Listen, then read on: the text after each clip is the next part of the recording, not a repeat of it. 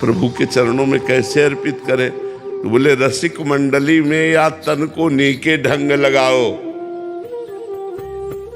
दंपति यश गाओ, हर्षाओ हित सो रिझ रिझाओ।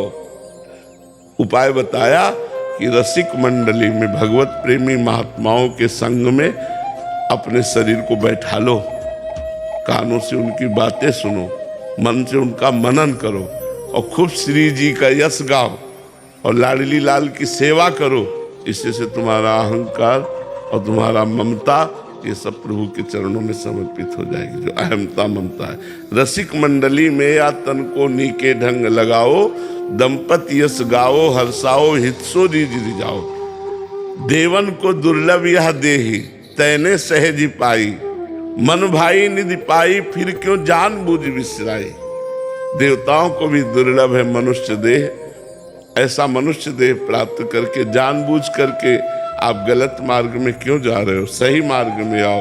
इस अहमता ममता को प्रिया प्रीतम के चरणों में समर्पित करो और वो होती गुरु कृपा से। गुरु कृपा ही केवलम। राधिका हरिणी देवी दासी। राधे राधे महाराज जी। महाराज जी, गुरु तत्व, भगवान तत्व और जीव तत्व में क्या भेद है? क्या जीव तत्व कभी गुरु तत्व को प्राप्त हो सकता है? हाँ, गुरु स्वरूप हो सकता है। जीव कहते हैं देहाभिमान स्वीकार करने के कारण, ईश वही देहाभिमान मुक्त। जो जीव वही शिव, जीव शिवा और शिव जीव। जो शिव है वही सर्वत्र व्याप्त है। अपने स्वरूप को ना जानने के कारण, देह भाव में आसक्त हो जाने के कारण उसे जीव कहा गया। वो जीव नहीं है, वो परमात्मा स्वरूप है। जब गुरु तत्व का हम वर्ण करते हैं हृदय से, वो गुरु तत्व ईश है, इष्ट ही है। इष्ट हमारी आत्मा है। आत्मा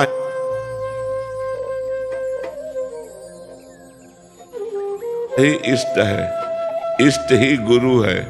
जब गुरु के द्वारा उपदेश प्राप्त करके साधना करके अहमता ममता का लय हो जाता है, वो गुरु स्वरूप ही हो जाता है। शिष्य गुरु स्वरूप हो जाता है। आप सरिस चाहें सबकी ना, अपने समान सबको बना देते हैं। संतों का काम क्या है? अपने समान बना देना। पारसमणि और संत में अंतर है।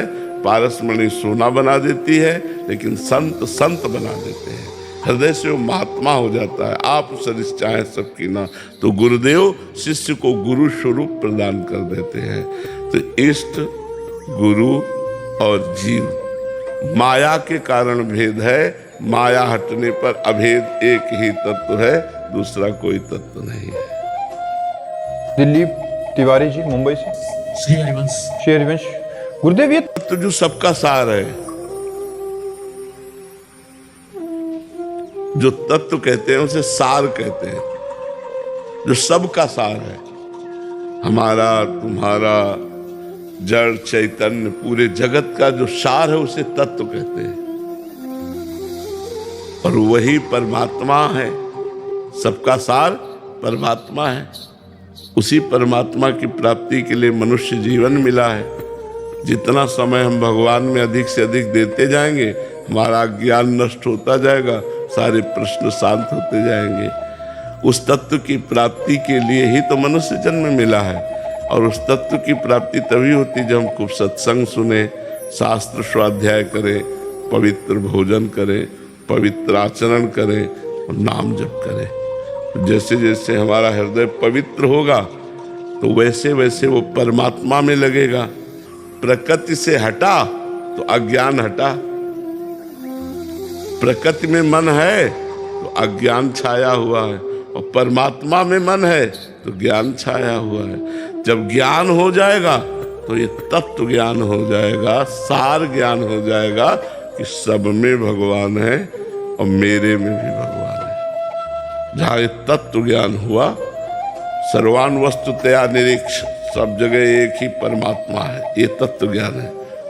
बहुनाम जन्मनावन्ते ज्ञानवान माम प्रपद्यते वासुदेवा सर्वमित सा महात्मा सुदुर्लभा। सब जगह भगवान वासुदेव हैं, यही है तत्व ज्ञान हो जाना। जब सब जगह है तो यहाँ भी है, वो जीवन मुक्त हो जाता है। पर इसके लिए शास्त्र स्वाध्याय आवश्यक है, संतों का संग आवश्यक है, पवित्र भोजन आवश्यक है, पवित्र आचरण आवश्यक है, पवित्र विचार आवश्यक है।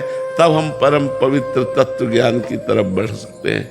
फिर गुरु का वर्ण करके, फिर उनके बताए हुए साधनों के द्वारा वेदांत आदि अध्ययन करके फिर तत्व ज्ञान होता है। और या चुपचाप नाम जप करता रहे, खूब डट के नाम जप करे तो अपने आप तत्व ज्ञान हो जाएगा, भगवान करा देंगे तत्व ज्ञान। समझ में आई बात? तत्व का मतलब होता है सार, सार बात। तो इस संसार का तत्व क्या है? भगवान। संसार का सार क्या है? भगवान। तो बस वही बोले तत्व दृष्टि रखो, अर्थात सब में भगवत दृष्टि रखो, क्योंकि इन शरीरों के अंदर जो सार बात है वो भगवान है। सार बात को ही तत्व कहते हैं। अधीश्वर मुरारी दास जी, ऑस्ट्रेलिया। हरि बोल। राधे राधे महाराज जी।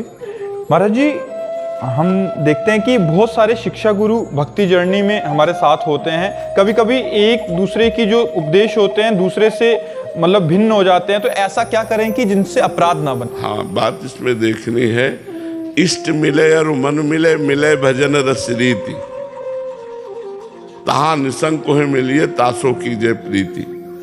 इष्ट मिले और मन मिले और रस रीति मिले, भजन पद्धति मिले, ऐसे संतों से सत्संग करें। और जो स्वयं में साधक नहीं, तो उनसे वो बात ही नहीं निकलेगी जिससे भगवत प्राप्ति होनी। वो बातें सब केवल थोती होती, बातों से माया पर विजय प्राप्त नहीं की जा सकती।